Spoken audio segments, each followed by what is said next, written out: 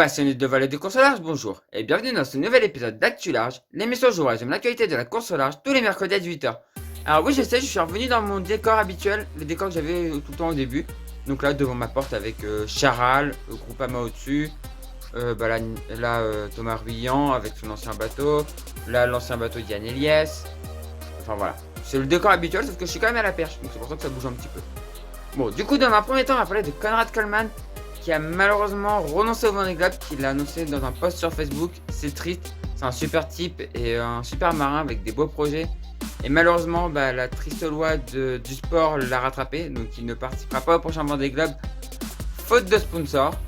Dans un deuxième temps, on va parler de Arcap après Sébastien Simon, qui vont avoir des nouveaux foils. Ils n'ont pas trop le choix vu qu'il en reste deux, et dont un qui est réversible, qui n'est pas forcément fait pour la performance, qui était plutôt un foil de spare. Mais là, il devient plus foil de spare, il devient un foil principal, donc ils sont un peu obligés d'en construire un nouveau, enfin une nouvelle paire quoi. Et surtout de les renforcer quoi. Dans un troisième temps, on va parler de Nicolas Troussel sur son Coram l'Épargne qui s'est qualifié au Vendée Globe, qui a fait le parcours de 2000 milles nautiques hors course. Vu qu'il avait déjà fait la Jacques Vabre, il n'avait pas besoin de faire de course, mais là il a fait un parcours de 2000 milles nautiques hors course pour se qualifier au Vendée Globe, donc il est qualifié, c'est bon pour lui. Dans un quatrième temps, on va parler de la Dream Cup, on va faire une fin sur la Dream Cup, une conclusion. Donc c'est avec la course qui s'est finie jeudi dernier. Dans un cinquième temps, on va parler de la Les Sables, les Açores en baie de Morlaix, qui devait c'est la Les Sables, les Açores, les Sables, mais qui va du coup qui va plutôt se faire en Golfe-Gascogne et autour de la Bretagne, puisqu'on peut pas aller aux Açores à cause du Covid-19. Dans un sixième temps, et ouais, c'est un gros actu large aujourd'hui, on va parler des 34 bateaux sur la Solitaire du Figaro. Et oui, ils seront 34 à partir. On a pensé jusqu'à il n'y a pas très longtemps qu'ils allaient être 36. Et au final, il y a eu 2 désistements. Que je vais vous laisser découvrir dans la vidéo. Mais il y en a un de deux, à mon avis. Son désistement est en rapport avec un bateau, un trimaran, dont le sponsor s'est barré il n'y a pas longtemps. Car un autre bateau en construction aussi, enfin... Voilà, je pense que vous vous doutez un peu de ce truc-là. Parce que lui, pendant un moment, il avait quand même un projet ultime. Je sais pas. Est-ce que vous sentez cette odeur quand même? Oui? Non? Peut-être que je m'embrouille. Peut-être. On verra. Et dans un septième temps, on va parler de Jean-Pierre Dick qui a battu le record d'Atlantique Nord. La traversée entre Saint-Pierre-et-Miquelon et Lorient. Donc traversée en équipage. Il a battu le record d'Eric Tabarly. Voilà. Et du coup, c'est parti!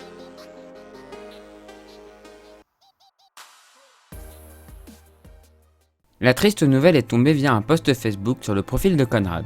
Il a annoncé dans ce post renoncer au Vendée Globe à cause de son manque de sponsors. C'était une nouvelle à laquelle je m'attendais à moitié, mais elle me rend quand même triste car Conrad est un super marin sympathique et qui avait suscité l'admiration en finissant le dernier Vendée Globe sous gréement de fortune. C'est vraiment triste, mais j'espère que Conrad pourra un jour revenir et pourquoi pas sur le 2024. Car en plus d'être sympa, ses courses sont très belles et intéressantes, avec notamment en 2016 un tour du monde sans énergie fossile. Malheureusement, on peut s'attendre à d'autres désistements, mais je ne l'espère pas du fond du cœur, car ils méritent tous de partir et je suis de tout cœur avec Conrad.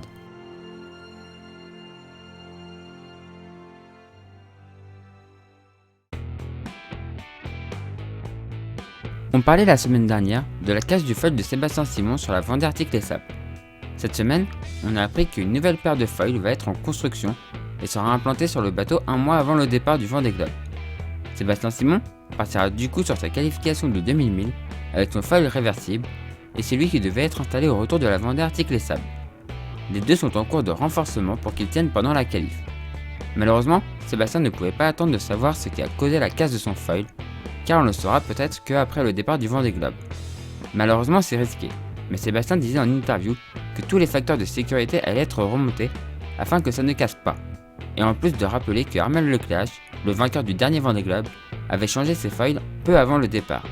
C'est donc un Sébastien à fond et conquérant qui se prépare à sa qualification. Et ça fait très plaisir.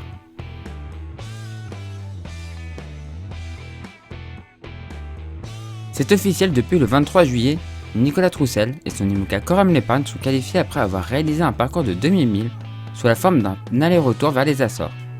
Nicolas n'avait plus besoin de faire une course car il a participé et fini la Transjacques Vabre sur le bateau de Jean Le Cam. La navigation semble s'être très bien passée et a permis à Nicolas de continuer à prendre en main son bateau et à l'apprivoiser. Reste maintenant à continuer à fiabiliser le bateau et s'entraîner afin d'être le mieux préparé possible au départ du Vendée Globe. En tout cas, on suivra ça dans Actu Large.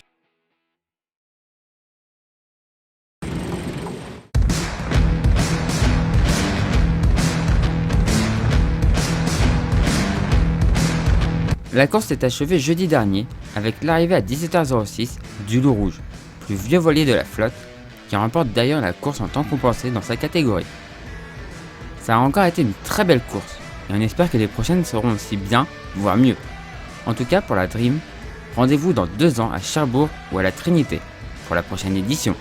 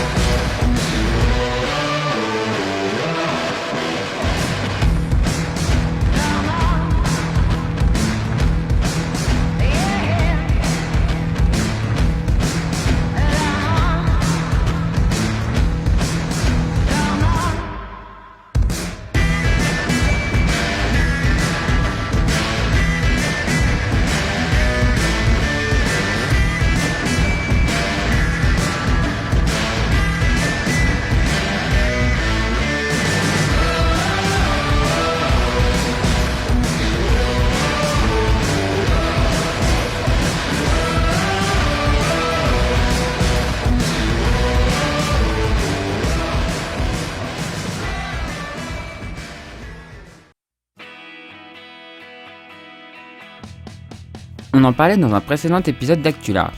Il y aura bien une grande course pour les mini cette année. Mais en raison du Covid-19, elle n'ira pas aux Açores mais naviguera autour de la Bretagne et dans le golfe de Gascogne jusqu'en Espagne. Ils seront 77 à s'élancer, 18 protos et 59 séries le 4 août prochain de la baie des Sables d'Olonne pour une boucle de 197 milles qui les ramènera aux Sables d'Olonne à la fin de cette première étape. On suivra bien évidemment cette course dans Actu Large. Ils seront 34 à s'élancer de la baie de Saint-Brieuc le 30 août prochain. Ils devaient normalement être 36, mais 2 désistements de dernière minute ont lieu. Ceux de Sidney Gavinier et de Vincent Rioux, tous deux pris par d'autres projets professionnels. Pour l'un, tout du moins, je ne serais pas étonné que ce soit un rapport avec un trimaran qui attire toutes les convoitises en ce moment. Mais on en reparlera une autre fois. Sur la solitaire, ils seront donc 34 avec malheureusement seulement 2 femmes.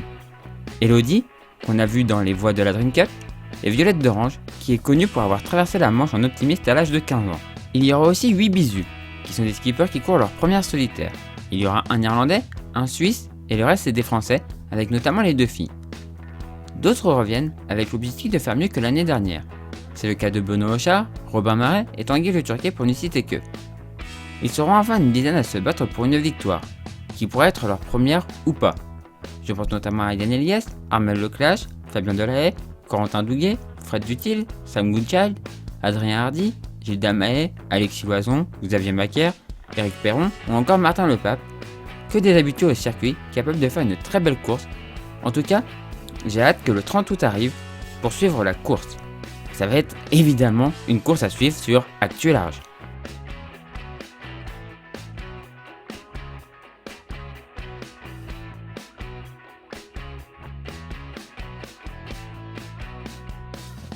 Jean-Pierre Disque et son équipage ont battu le record de la traversée de l'Atlantique Nord entre Saint-Pierre-et-Miquelon et Lorient. Ce dernier était détenu par Eric Tabarly à bord de Côte d'Or en 10 jours, 1 heure et 31 minutes. Jean-Pierre et son équipage ont mis 8 jours, 12 heures et 16 minutes à bord du JP54 de Jean-Pierre Dick. Ils ont réussi à battre le record alors qu'ils ont eu un safran cassé à cause d'une collision avec un œuf-nid. Bravo à eux. Ils n'étaient pas le seul bateau sur l'océan, car Morgagnoso Poupon et son équipage ont aussi tenté le record sur un classe 40. Ils ont effectivement battu le record de Tabarly, mais sont arrivés derrière Jean-Pierre Dick et son équipage. Ce record a été imaginé pour pallier à l'annulation de la Québec-Saint-Malo, mais Philippe Paturel aimerait que ce soit refait l'année prochaine, donc affaire à suivre. Voilà, j'espère que cette vidéo vous a plu. Si c'est le cas, n'hésitez pas à mettre un pouce en l'air, à la commenter et à la partager. Si vous n'êtes toujours pas abonné à la chaîne, n'hésitez pas à vous abonner pour ne pas rater des prochaines vidéos. Et si vous voulez aider financièrement la chaîne, n'hésitez pas à le faire un petit tour sur Utip ou Tipeee, les liens sont dans la description de la vidéo. Vous pouvez regarder une publicité ou une vidéo, ça ne vous coûte rien et moi ça m'apporte quelques centimes. Et si vous souhaitez faire un don, c'est possible aussi sur ces deux plateformes, voilà. Et du coup, moi je vous dis à la prochaine pour la prochaine vidéo sur la chaîne Toria. Et du coup, ciao tout le monde, ciao ciao ciao.